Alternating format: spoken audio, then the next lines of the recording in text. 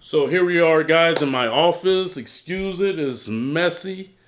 We gotta show the Gucci though, right quick. Gotta show the Gucci right quick, man. Hey, I'm living, baby. I gotta have fun. That's why I always tell y'all we gotta have fun to the fullest. I gotta hurry up and talk so I can put on my electrocution vest on right here. I'm gonna show you guys. So this right here vest I have to hopefully wear for a bus. It's called a life vest, and it can save my life. Look at here. They should have had. Get me on there, man. Get me on there, life vest. Come on, put a real on there, boy. Put a real on there, man. Come on, man. Oh, gee. They was in the hospital like, the nurses was like, somebody look like you in here?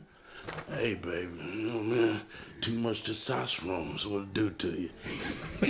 We got the vest here, so you got to put these plates up in here, and that's what electrocute you. This goes around my waist. So let's go hook up to this. A shout out to Zoe for making this, man, to save people's lives. So what it do is, just say so happen, I have a heart attack. God willing, don't let it happen again. But I'm up and I'm aware.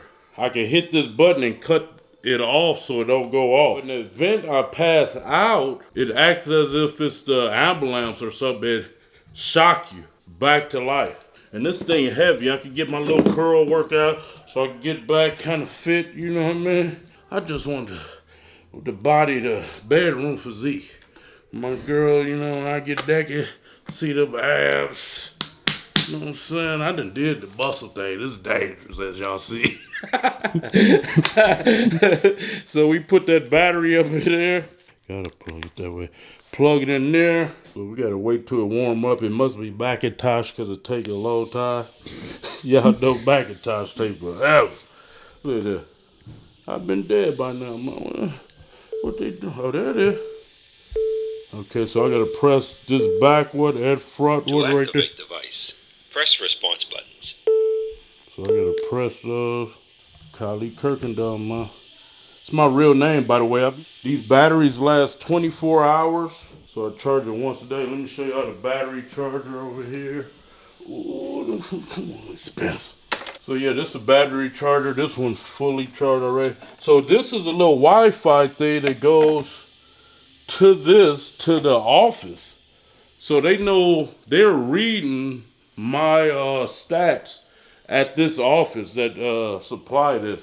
So I gotta wear this all day. Only time I don't wear it is in the shower. Man, this all new to me, man. I never would have expected to go through something like this. I never did take it for granted either. So yeah, that's the machine, man. So how I wear it. Y'all pray that only be a buff. Ooh, I gotta take meds twice a day and little bitty pills. You know, body burritos, a big horse.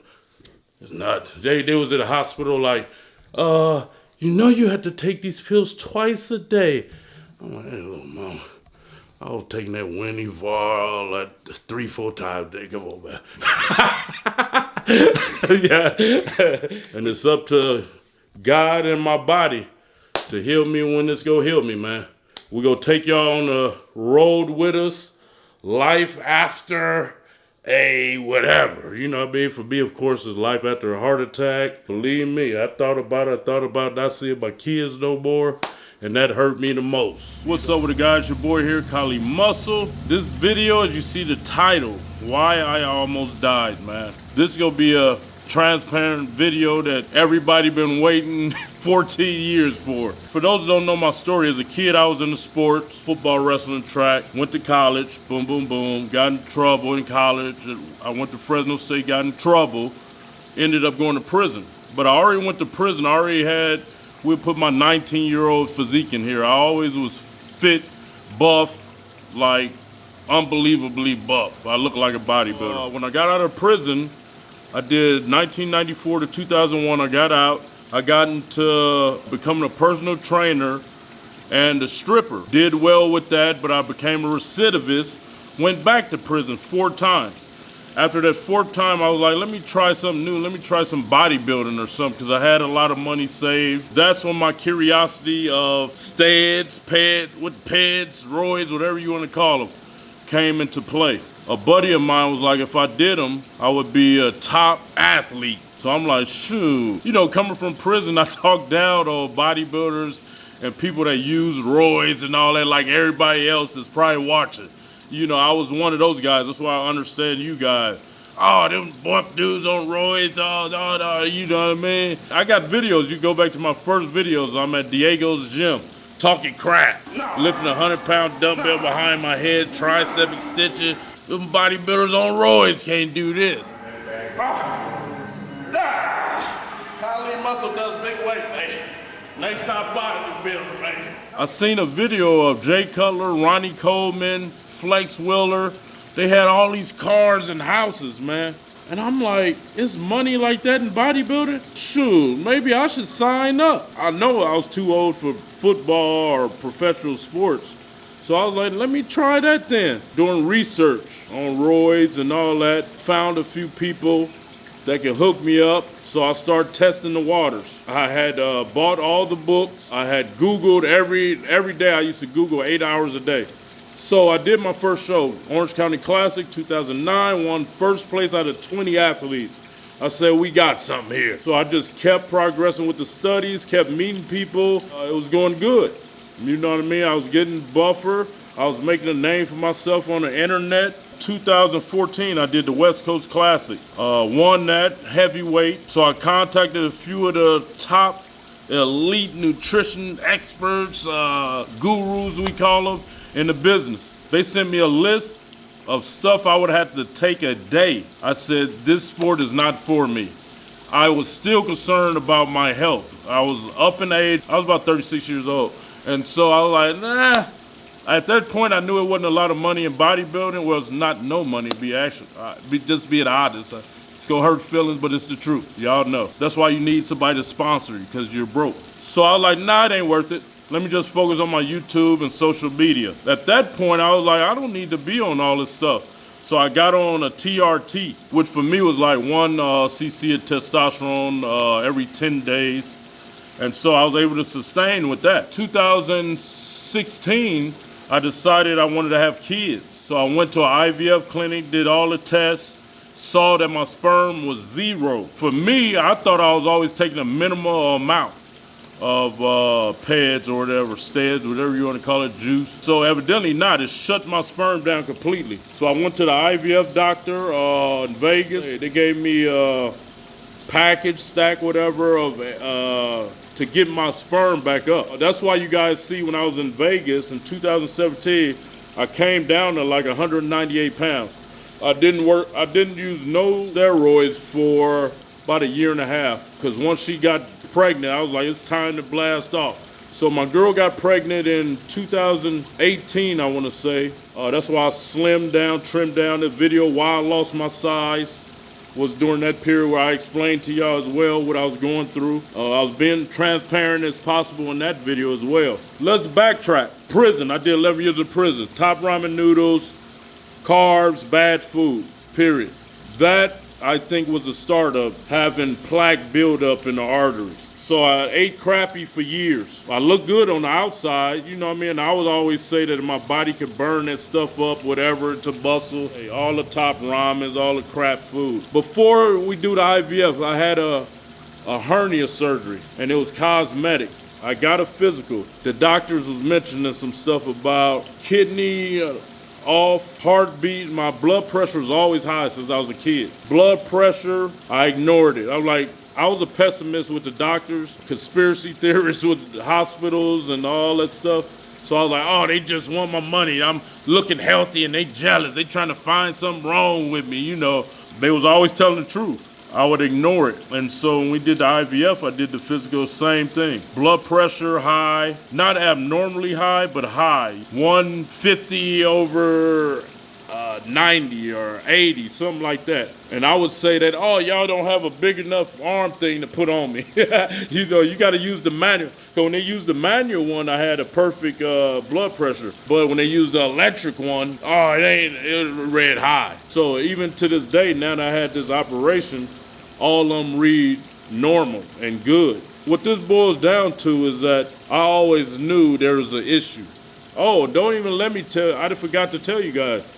edema. Always had feet and ankle swelling since I started in 2009. Miles will tell you, my family will tell you, always tripping on my ankles and feet. Lately, now that I think about it, they've been hurting. And that's why I always would tell Miles, like, you know, I'm having corns and, you know, my feet hurting. And now that I think about it, it was signs.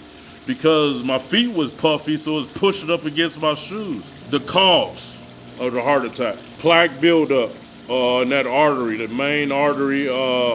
It could take 10, 20 years to happen, which for me makes sense. When I was a kid, went to prison at 19, eat all that crap food, then compounding it years later with juice, you know what I mean? So it's a combination, man. Because I don't have a history of heart problems in my family. Doctors even told me at times my cholesterol was high. I had warning. That's the thing. I just wasn't proactive about it. I didn't see myself and like everybody else that's dying or whatever. They know. It's just we don't want to, let me go to the doctor, make an appointment. Damn, I got to get a stent put in. I got stuff to pay for. I got to do this show, that show. I got to live. I got to work. So put it off. You know what I mean? And you can't do that, man.